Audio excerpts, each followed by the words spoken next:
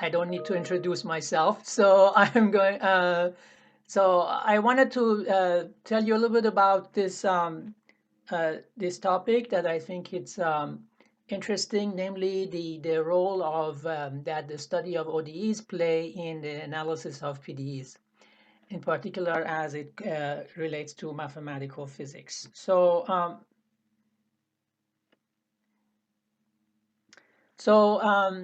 as we know, physics is the understanding laws of nature. And actually, that's the word physics comes from the Greek word for nature. And as we learned in the previous talk, how do we go forward? Let's see, like this. As we learned in the Dustin's talk, mathematics is the language in which those laws are written. And this is actually a famous saying of Galileo. And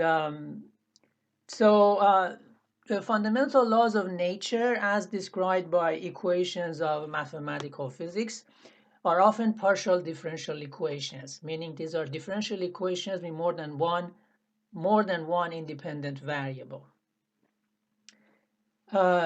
There's a notable exception to that, and that's the n-body problem of Newtonian gravity, which is actually an ordinary differential equation or a system of ordinary differential equations. And it is sort of a folklore that PDEs are often harder to solve or analyze than ODEs.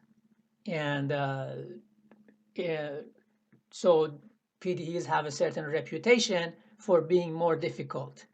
And so you often hear it, especially from people who have no understanding of either subject, is that if you have ODE, there's nothing to do. You just put it on a computer and, you see what the solution is. So what's the big deal, right? There's nothing to do there, right? So that's the kind of sentiment that you sometimes hear from certain people. And this is, of course, completely false. And the prime example of that is the n-body problem of Newtonian gravity for n bigger than or equal to 3. It's one of the hardest problems in mathematics, and it has driven many mathematicians to despair and dark thoughts because they didn't know what to do with this. And but it is true that one way to simplify a PDE is to reduce it to one or more ODEs. And there are various ways of doing that, which I will talk about. Our experience shows that ODEs that arise in this way are often some of the hardest, most challenging ones to study. And so we can start with a PDE and reduce it to an ODE in some way. And those ODEs are often quite challenging. That's what I'm saying. But still, those are more tractable than the corresponding PDEs. Okay, so one way to do this reduction is to use symmetry. So here's an example of what I mean. So a PDE can be thought of as an equation like that. That's so where here you have some polynomial in x and differentiation. So that's my notation for a differential operator. So P is a linear differential operator applied to U, which is the unknown, is equal to this right-hand side n, which could depend on the unknown, the independent variable, and various derivatives of the unknown.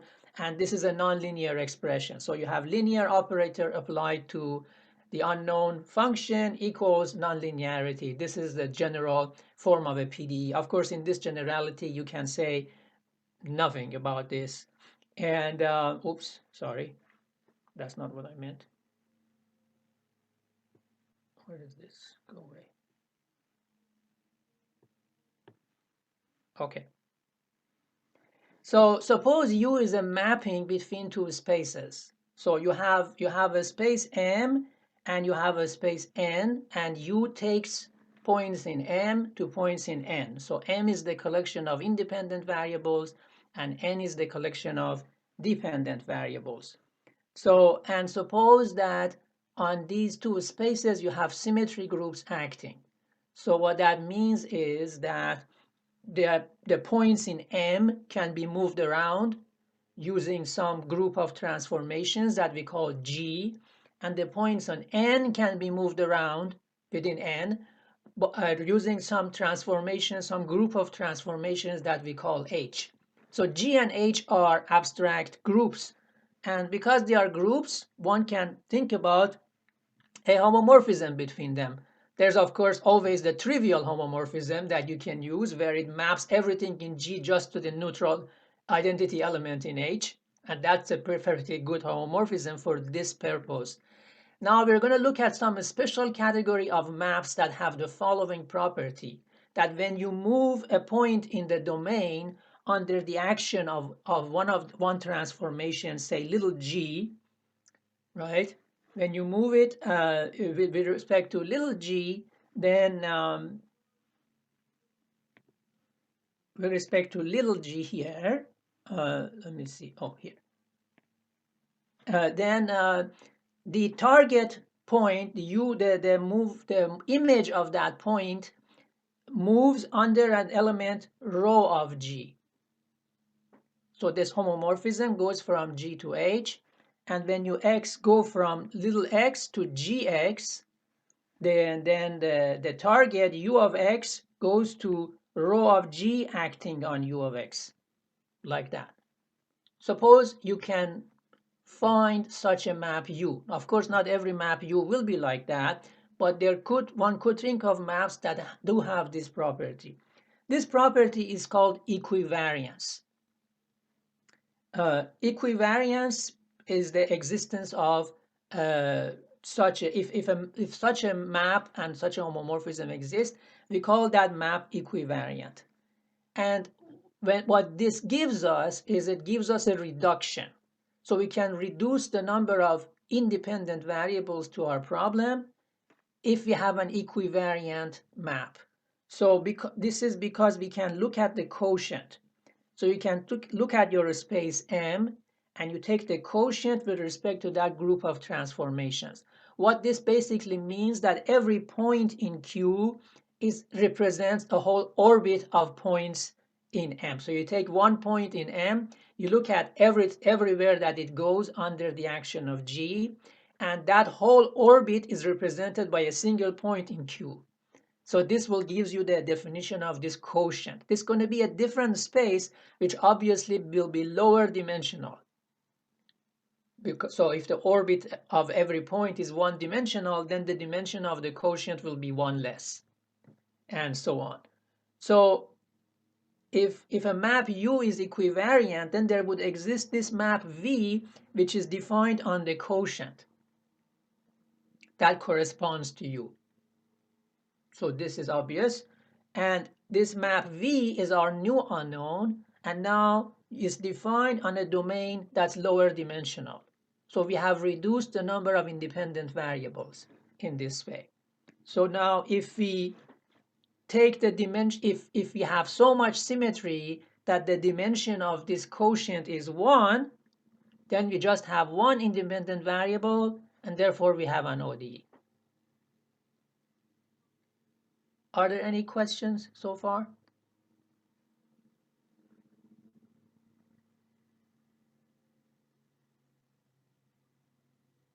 You're welcome to interrupt me and ask questions, by the way.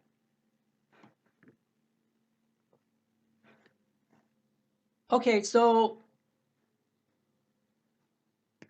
let's look at, oh, by the way, this notion of equivariance can also be generalized to fiber bundles, right? So for those of you know what fiber bundles are, right? You can generalize this, right? You can think of a bundle over a manifold M, and you can think of a group that acts on M, And you can think of H, that's a gauge group. That's a group that acts on the fibers at every point, right? And there's a notion of equivariance that can be applied to this situation as well. So this is a slightly more general situation than maps between manifolds. Instead of maps from one manifold to another manifold, one can think of fiber bundles, right? And you do some group of symmetry is acting on the base, and there's a group acting in the fiber, and there's a notion of equivariance, which says that when you move the base point, the point in the fiber moves to a corresponding point in another fiber, in the corresponding fiber, and there is this similar homomorphism between G and H. So in this way, you can define, for example, things like equivariant Yang-Mills connections and so on. So various gauge equations can also be reduced in this way under symmetry.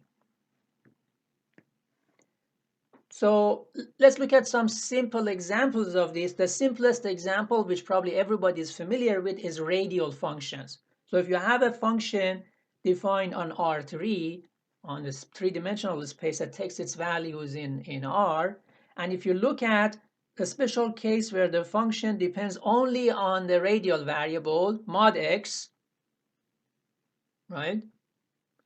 So this is a reduction to one variable. And you can think of this as an equivariance where the corresponding homomorphism is just a trivial homomorphism. So this is your usual notion of radial functions, and if you have a PDE for U and you can look for a radial solution, that will give you an ODE. This is of course a very simple situation. And here's another slightly more involved situation where you have a mapping from m-dimensional space to m-dimensional space. So now U has m components, each component of which is a function of m variables. And here's a so-called ansatz that you can make to simplify, to look at symmetric solution. And this symmetric solution is of the following form. U as a function of x is a function that depends only on the radial variable times this x over mod x is a point on the sphere, on the unit sphere. Okay, so this type of solutions in physics are quite physicists love this kind of solutions, and they call them hedgehog solutions. You think about this for a little bit, you may understand why it's called a hedgehog, this solution.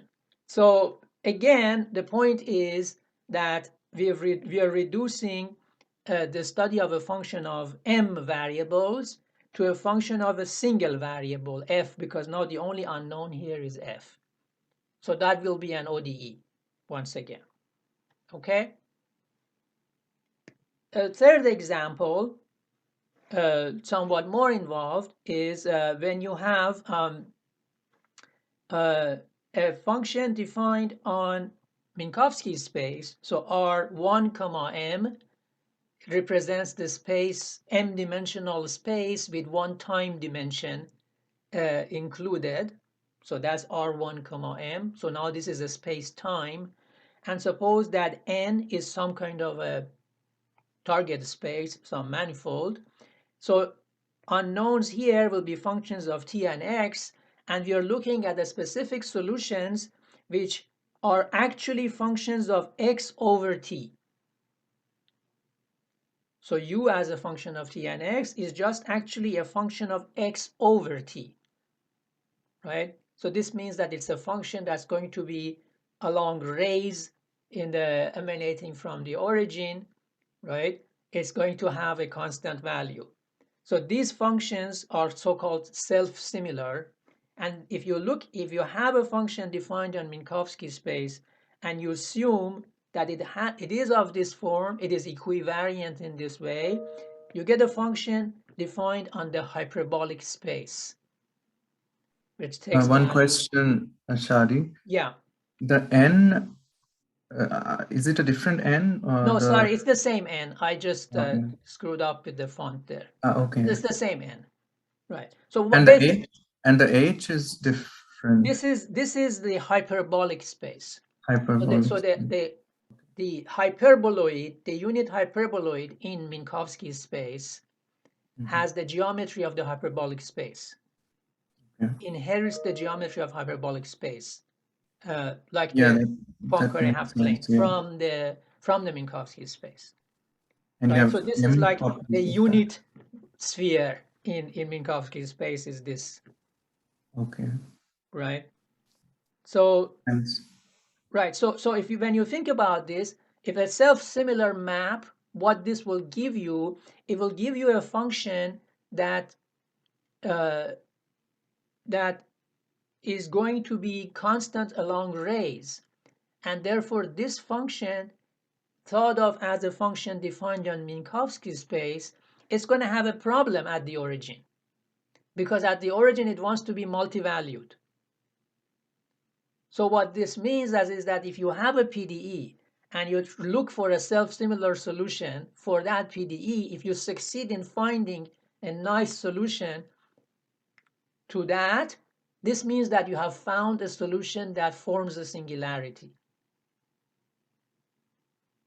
So that's how you can reduce the problem of finding singular solutions or proving formation of singularity for PDEs into an ODE, right?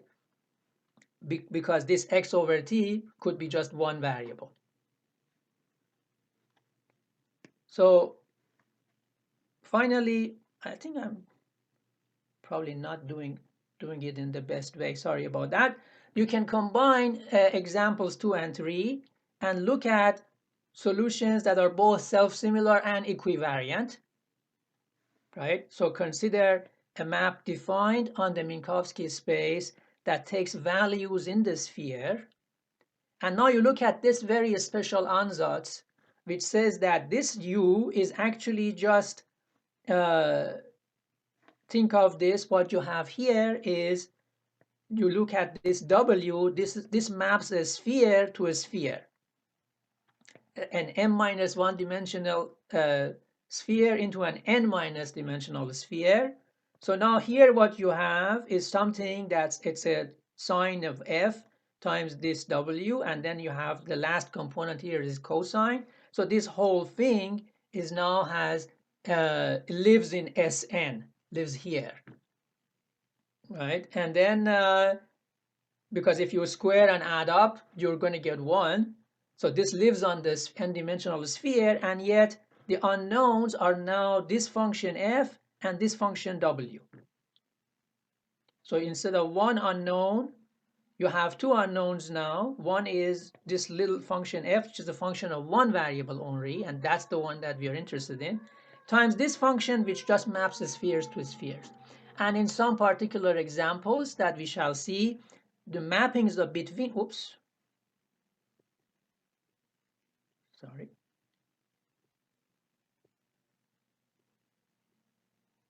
I don't know how that happened.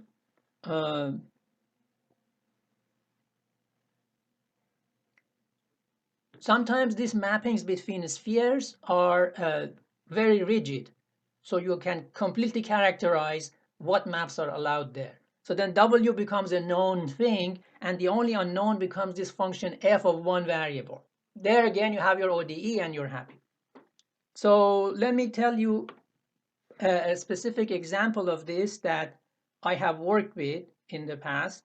So Shadi, I have one question here. yes. So you are suggesting that one could look for such solutions which have this nice symmetry properties. Right. But I was wondering, like, usually one is interested in solving an initial value problem.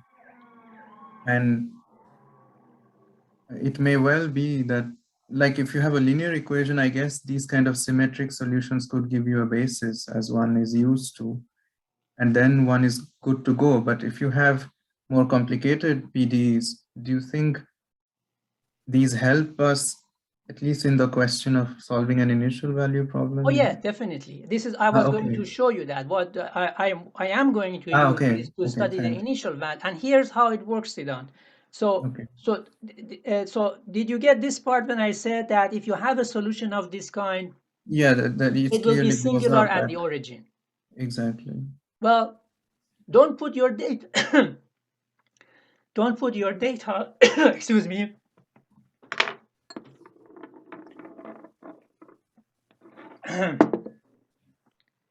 Don't put your data at the origin. Put your data at time minus 1, I see. right? If you Yeah. find a solution, this means you have a solution everywhere. Just look at it, restricted to line time equals -1, let's say, Yeah. Yeah. I and mean, you say, can have oh, that's my ODEs. initial data. Yeah, that makes sense, I think, because you could have ODEs where you just cannot specify initial data at certain times, right? Right.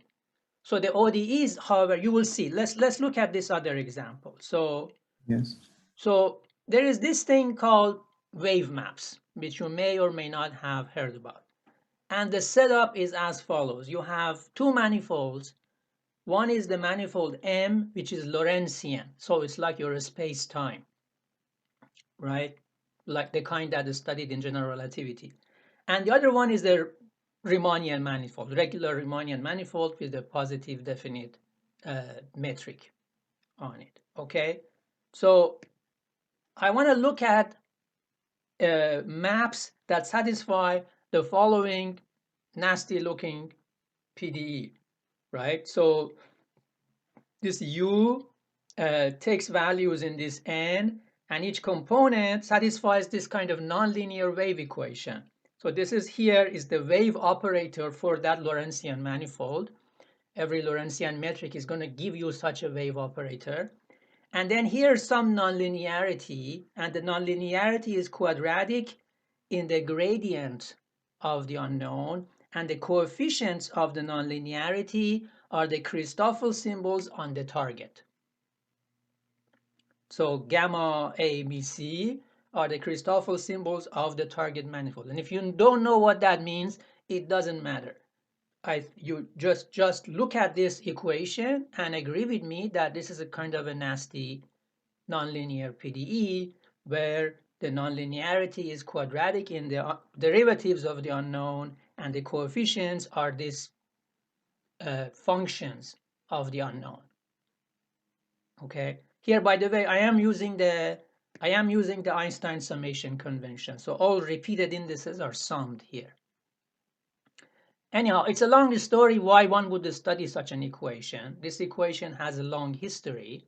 It has played a very important role in the development of the theory of nonlinear PDEs in the past, I don't know, 30, 40 years.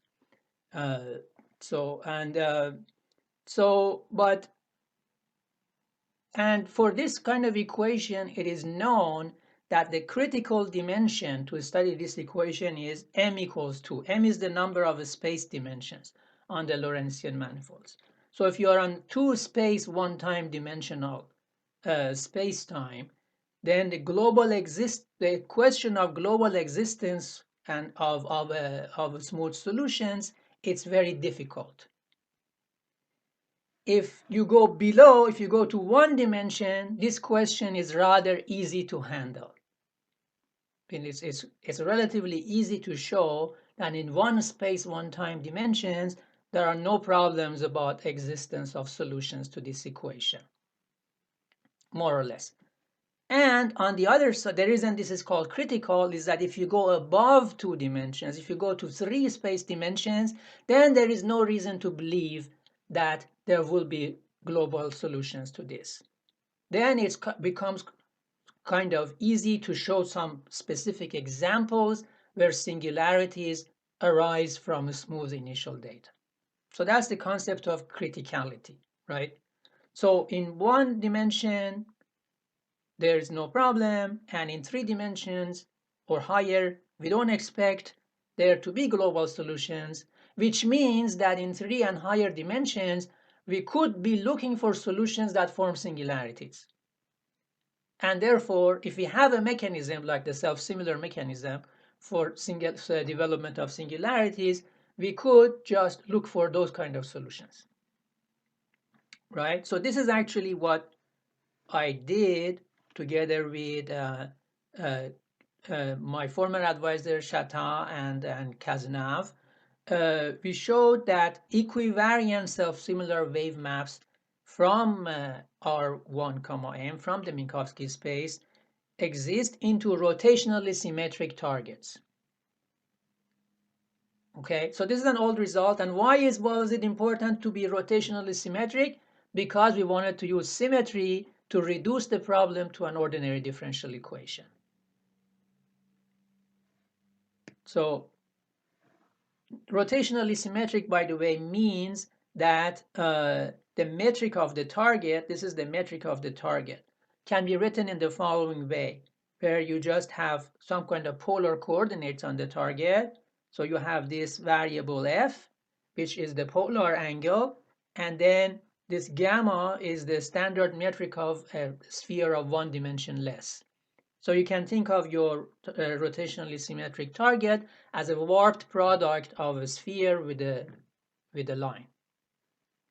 Okay, so that's what this function g will be, a known function given to you.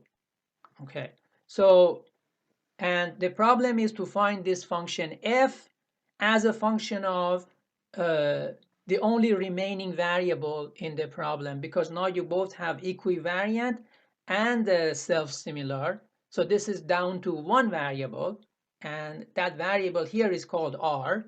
Okay, and this is the ODE that you get.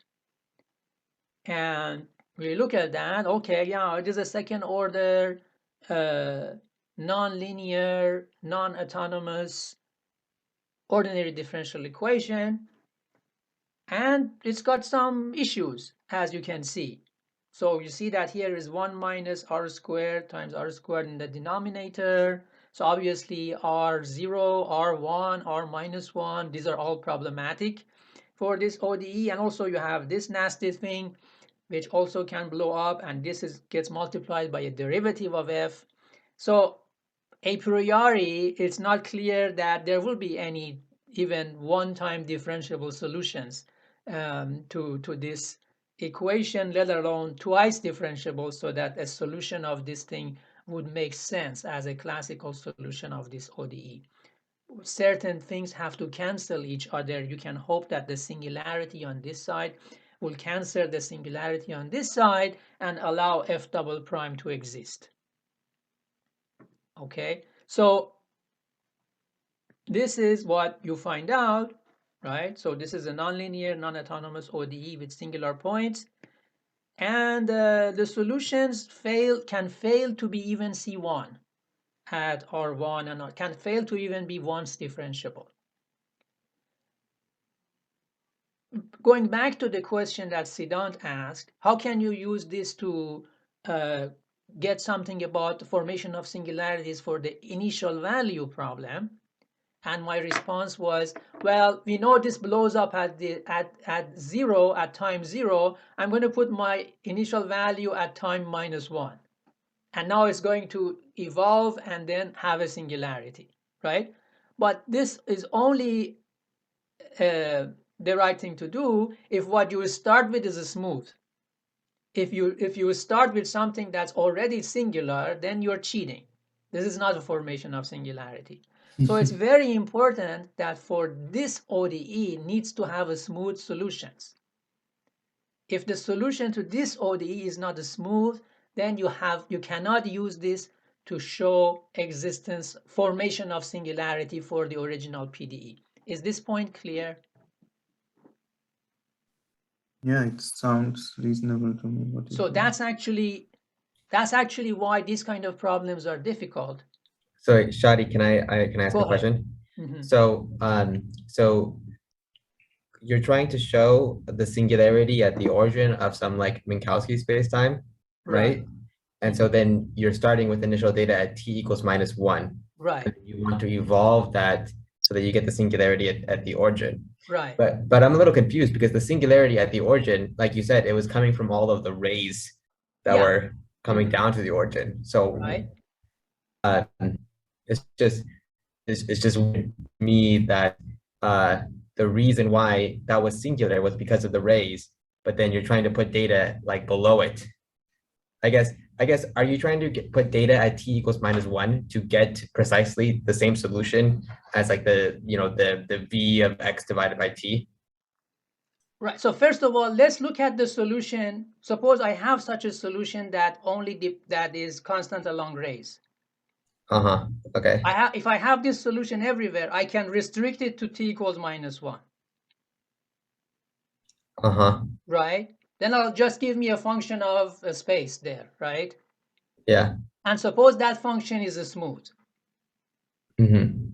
Well, if I now start with that, I know what the solution is at time 0. Okay. So you're saying at t, like, so the rays, they'll intersect the t equals -1 hypersurface in like a circle or a sphere, right? Yeah, that's right. And so then you're putting the data on the sphere at t equals -1 and then evolve that. Okay. Yeah, and then what I can do, because I guess I didn't say that, these equations are hyperbolic. So once you have such a situation, you can start with that data that is smooth, but presumably not compactly supported or anything, and cut it off outside the sphere of radius 1. Okay. Right? And then by hyperbolicity, if you don't touch the inside, right, you will still have a singularity. By domain of dependence, you will still have the same singularity at the origin. Okay, yes, I see. But again, the whole thing hinges upon finding smooth solutions with this ODE. Right? So we are going back to this. The underlying theme here is the kind of ODEs that we get when we look at PDE problems and reduce them under symmetry are quite often of the nasty kind. I see. Okay. Like this one that cannot be so easily studied. Can I ask a question? Go ahead. So this equation that you have here, f double prime and so on, I remember long back, there used to be so much, like there are these special kinds which can be analyzed, no? Like when you can have these kind of series solution or a Frobenius solution. This is not one of those, I presume. The problem is, Sidon, that this is nonlinear. Yeah, but at least okay. If this wasn't nonlinear here, if it was just f here, then yeah, we could just do a Frobenius solution. Sorry, I didn't see the f. Right. So this is g of f, and g is some function. Think of capital G as sine. Yeah. So that's a typical thing, right? So here you have sine of f times cosine of f. Right? So this would be a typical example. Maybe my question would be, what kind of tools do you have to proceed further, or do you just stop here? This is a great question. Right? So, yes, so keep listening. So, yes, so indeed, how did we prove this? So because these solutions, so you analyze, I think I hinted at by saying that you see that there is a singularity on the right, and there is a singularity here, and you could hope that somehow you get lucky and these singularities cancel each other, right? So this means that you will get some condition that would have to be satisfied between the function and its derivative at the place where you expect a singularity. Now, suppose you have that, then you can differentiate this and demand the same kind of magic to happen, and that will give you further conditions on the higher derivatives of the function. So you assemble all of this and you get an infinite hierarchy of necessary conditions for a smooth solution to exist. Now there are two possibilities. You get lucky and this infinite hierarchy closes and you actually get only finitely many conditions. Then you just assume those, right? And then show that if you have those, then the solution will be smooth. Or you have to show that you can find solutions that satisfies those now finitely many conditions. Or you could get unlucky and this infinite system never closes. And then you have very little chance of proving that you can find a solution that satisfies infinitely many conditions. One more thing. Yeah. Do you think the notion of smoothness now has to be somehow readjusted depending on when the hierarchy truncates? Because normally smooth means all derivatives are nice, No, right? this will be, if it truncates, this means that after a certain large integer n, all of the conditions are automatically satisfied. Okay. So then So that that's would what I mean that mean by your this thing smoothness closing. So there allows will you be to, no further conditions from some point up. and this would then mean that you can allow even little lesser smooth things, even, right? You could allow lesser smooth things, yes. Right. Yeah. Okay. Yeah. But here I'm going after smooth solutions. But that's true. Yes, you could think about CK solutions that are not CK plus one. It becomes too intricate to do that. But yes, so indeed, this is actually what we did. We showed in that paper that I mentioned, we showed that if the number m is odd, this m here, if you are in odd space dimensions, this system of conditions closes. You get finitely many conditions. And then you can prove that there's a solution that satisfies those. This problem is still open if the number of dimensions is even, because the hierarchy doesn't close, and then we don't know what to do. So if you're interested in working on ODEs, right, this would be, this was a particularly nasty one, that if you're looking for something that's very challenging and is still within, you don't need too many tools of analysis and so on to study something like this. Okay. Sorry, Go one ahead. tongue-in-cheek remark. I mean, for Bohmians, I think nasty ODs are just next door, right? Well, I do have a hidden agenda in giving this talk, but yes. I'm curious. So, okay. So, any other questions? All right. Let's look at some other examples here. So, there's a problem, well-known problem in magnetohydrodynamics, MHD. These are equations satisfied by by a fluid that it's also has some electromagnetism mixed in it, right? So like a charged fluid, or uh, uh, so you have electric fields and magnetic fields, and you also have the usual velocity field of the fluid. And so in general, all of these kind of problems uh, belong to this larger category of PDEs called systems of conservation laws. So here's an example of a system of conservation laws in just one space, one time, right? So you have an unknown. The unknown is a vector. It has n components, and it's defined on R2, meaning just one t and one x. And it satisfies this kind of equation, the time derivative of u plus the x derivative of f of u. F is a vector field defined on Rn.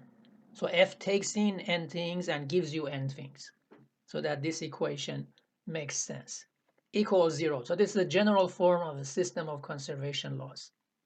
As you can see, this is a first order quasi-linear system of PDEs. And a simple example of that is Berger's equation. So now u is just a scalar function, it's a function of t and x, and you have u, derivative of u with respect to time, plus u times derivative of u with respect to space is 0. And when you look at this equation, you find out that the solutions do not remain smooth. They form shock discontinuities. So this is a well-known example. If you take your first course in PDEs, maybe even in undergraduate, you will see this example, right? And because these equations form the solution starting, because they can form discontinuities, you need to study a weaker notion of a solution, because solutions will no longer have one derivative. So that's the point. So therefore, you have to think about weak solutions to this. And now there are different ways of thinking about that. For a nonlinear equation, what does it mean that the solution is weak? How weak, and so on, or how do we define that? So that's so that becomes a whole thing. Now you can do a more complicated version of this story is magnetohydrodynamics of a conducting compressible fluid. In that case, U has 10 components. And the equations that it satisfies, which can still be written in this form, are actually the Euler equations mixed with Maxwell's equations. This is called the Euler-Maxwell system. Okay, so now for these equations, there is a notion of a simple shock. A simple shock is a function which has where u is equal to some constant vector u sub l. There is some line x equals st, and on the left of the line the solution is one thing, and to the right of the line the solution is something else. So this is the left state of the solution, and that's the right state. Obviously, this solution is jumping across that line, right? So this is called a simple shock. And these equations can have solutions like this. So when you have a solution like this, and if you demand that this be a weak solution, it turns out that a certain condition needs to be satisfied between the left state, the right state, and this number s, which is called the speed of the shock. This is called the Rankine-Hugoniot condition, and that's it says that the jump of f across the singularity, across the shock, has to be s, the speed of the shock, times the jump in the solution. So if this condition is satisfied, you have a weak solution. Okay, so you can start going look for weak solutions, and what you find out strangely is that the weak solutions of these equations are not unique. So you can have more than one solution starting with the same initial value, which is kind of a very bizarre situation in physics. If you're starting from the same initial values, you could have more than one solution. Then what is that telling you? It means that you don't know the whole story. You need more information, because supposedly in nature only one thing happens, not several things at once. So therefore, for physical solutions, you need some additional condition to be satisfied. Now, what this particular condition is, this becomes a long story, but let me just show you one particular situation that's often studied, and that's the notion of a viscosity solution. So you take the same equation that you have there. Right, I was just thinking of that. So you wouldn't need to worry about anything, Sidon, right? So that's you take the same left hand side here, and instead of 0 on the right hand side, you put something proportional to the second space derivative of the solution. This is a so-called viscosity term, and it has the effect of resolving this shock discontinuity, and the solutions to this equation will replace the shock with some transition from one state to another state. And then the actual solution that you're looking for, you demand it to be the limit as the viscosity parameter, this mu parameter going to 0, right? So this will be a kind of a solution that's very much studied, and what is one way of getting rid of this difficulty that the weak solutions are not unique. Okay, so now therefore you would want to find solutions to this PDE now, and that you can do by looking for a traveling wave. So a traveling wave is a function of x minus st, basically the function of this variable. So now you look at your function of two variables to be the special function of this one variable. And the way you put in the left state and the right state is that you demand that at the value equals minus infinity, you are at the left state, and at infinity, you are at the right state. So you're filling in the space between the left state and the right state, which are different things. You're filling that with this kind of a traveling wave. Okay, so now the unknown is v now, which is a function of one variable. So presto, you get an ODE. And you get this ODE and you look at it, and remember that we have this Rankine-Hugoniot condition, and it tells you that this ODE has some stationary points, has some equilibrium points, which you can see. If you set v equals to u sub l, this will be 0, the right-hand side. And if you set v equals u sub right, this will be 0 because of the Rankine-Hugoniot condition. So this little analysis implies that this ODE has two equilibrium points, one at the left state and one at the right state. And what you are looking for? You are looking for a solution that connects these two. So this has a name. This is called heteroclinic orbit. A heteroclinic orbit for a dynamical system, for a differential equation, is one that connects two equilibrium points. So the task of finding a solution, a viscosity solution to these equations reduces to finding a heteroclinic orbit between these two equilibrium points. Okay, and this was done by an Iranian mathematician named Mahmoud Hesaraki in 1982, and this was a dissertation, actually. So so don't let anybody ever tell you that you cannot do ODEs in your dissertation. So that's so this won the best dissertation award, and at the University of Michigan. And this paper basically shows that the existence of this heteroclinic orbit under suitable conditions on the various parameters. There are many parameters in this problem, as you can imagine. So there are different regimes and so on. It's quite complicated.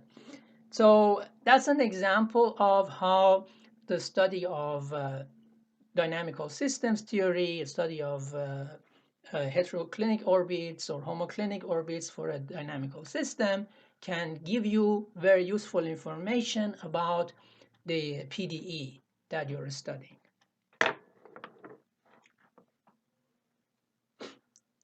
Any questions so far? Sorry, Shadi, I have a question. Go ahead. Your example is in 1 + 1 dimensions, right? So one space and one time dimension. Right. So the Maxwell equations, how are they written in that formalism? So no, this system is going to be effectively one-dimensional. Okay. So you start in the three-dimensional case, then you assume some symmetry that reduces to one space dimension. Okay, I see. I mean, right? So this is the usual thing. You know, you studied things in a tube. Okay. Okay, Right? I see. So that's yeah. I think essentially you think of your fluid in a tube. Okay, thank you. And then it becomes a one space dimensional problem. I mean, that's also a reduction. You're right. Again, it's the same concept of using symmetries to reduce the number of independent variables. Thank you for mentioning that. I should have said that. So okay, so all right. Now, speaking of Maxwell's equations, here they are. And as Wu was just saying, these are equations in 3 space dimensions for these unknown fields called B and E and D and H, right? So here I have written them for equations corresponding to n point charges that have the following trajectories, unknown, of course.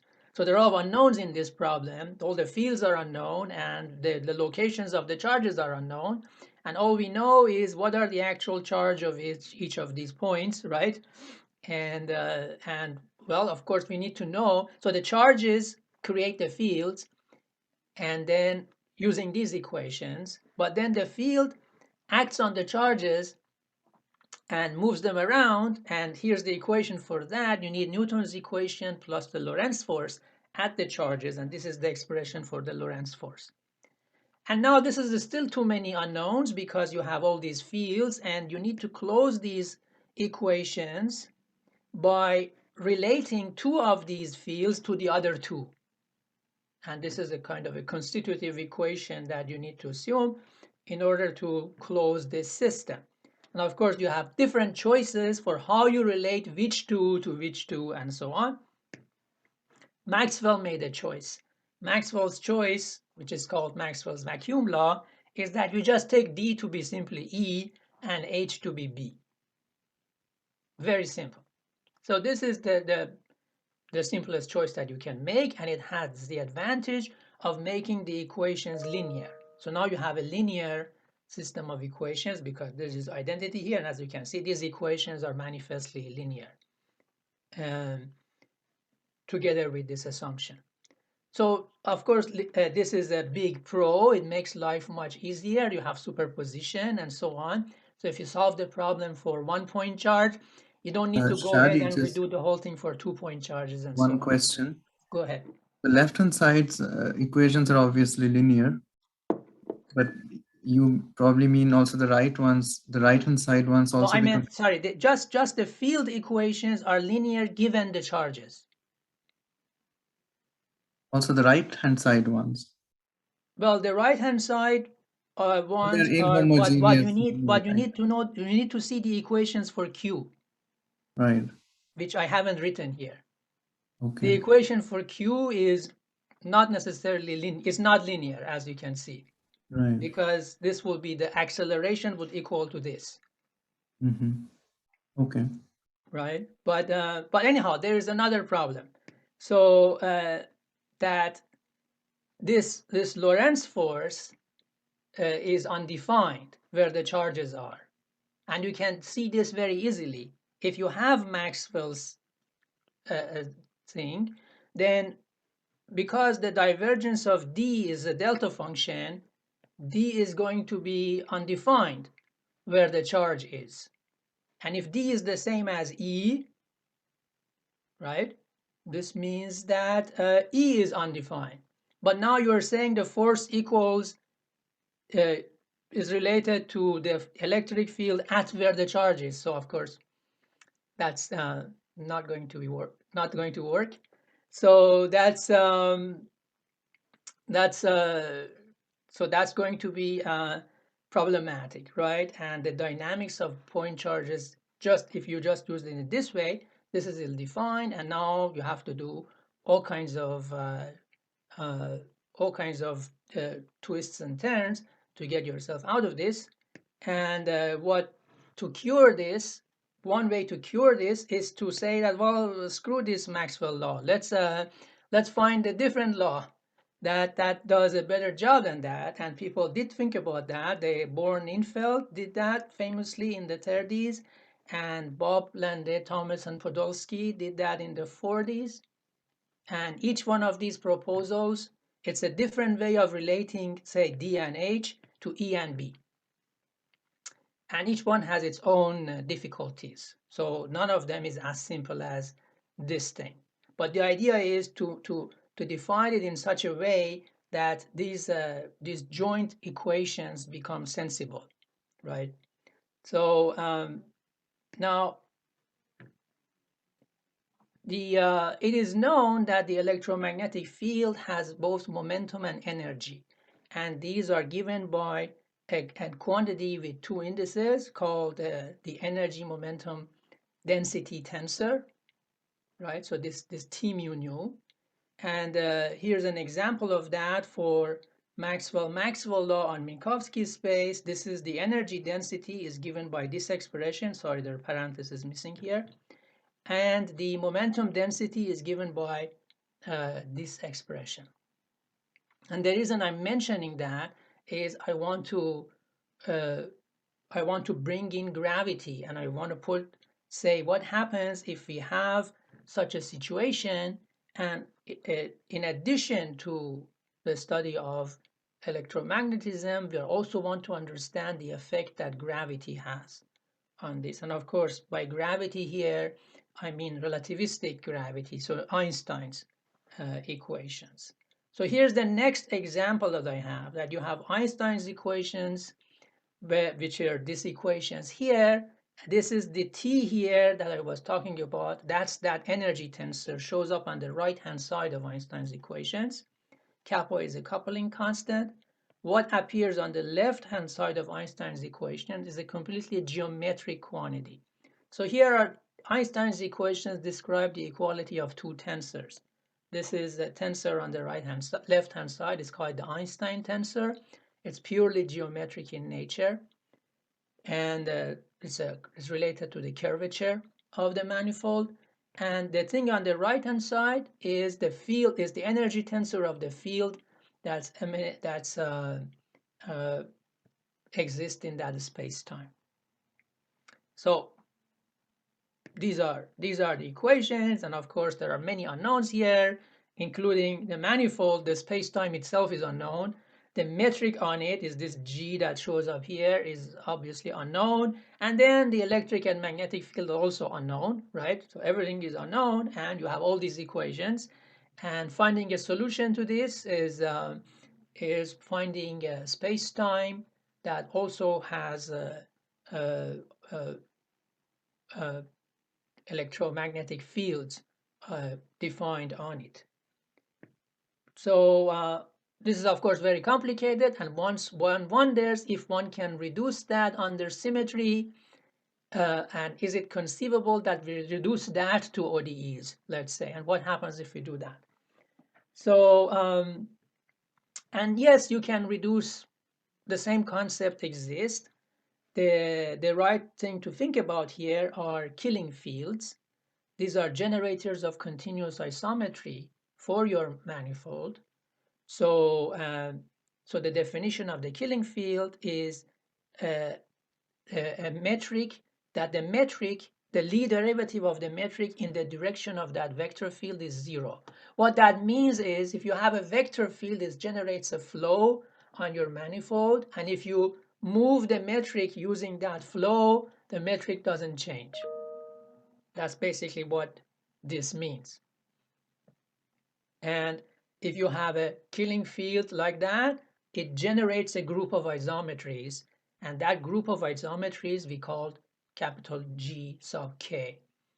So and now you can take your manifold and you can quotient like we did before. So these are your group of transformations, leaving the metric invariant, and you can take the quotient of the manifold with respect to that, and then you have another manifold one dimension lower with an induced metric defined on it, and now you have reduced the number of dimensions by 1. Of course, that's not enough to get ODEs, right? So you need more of these things. How about if we take two killing fields? So now we have K is one such symmetry and T is another symmetry. So let's think about, to be concrete, let's think of T as time-like translation and K as rotation about an axis. So that's an example of two killing fields, one time-like, one space-like, right? So you can reduce your equations under the action of these two killing fields, and of course we need additional assumptions. We need to assume that the two vector fields commute, and we need to assume that they satisfy the Frobenius condition. This is some technical assumption that we need to make in order to simplify the problem truly. And when you do all of that, then now the group of transformations is two-dimensional. So you have, if you have your four-dimensional manifold, right, and you look at the quotient under the symmetry generated by this two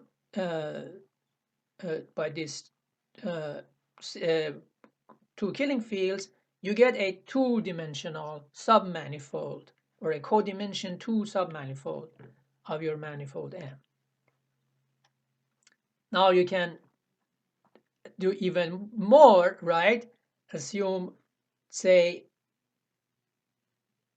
two space-like killing fields and one time-like killing field. So that's the case that is called a static and a spherically symmetric. So if you reduce the dimension by 3 and you started in 4 dimensions, now you know you're going to get ODEs.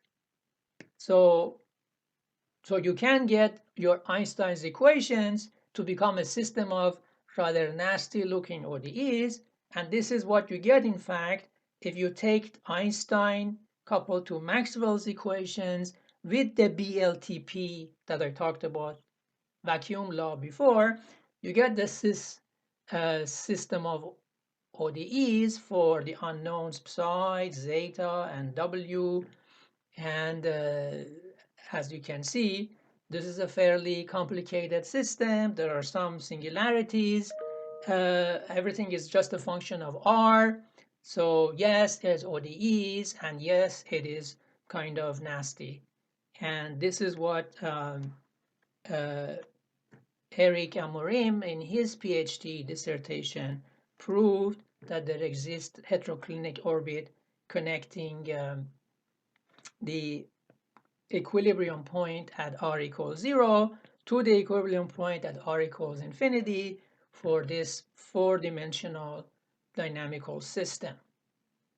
Okay, so that's and that proves that this system of equations for a point charge in this using the BLTP vacuum law, now including the gravitational effects, there is a solution to that. There is a space-time corresponding to that.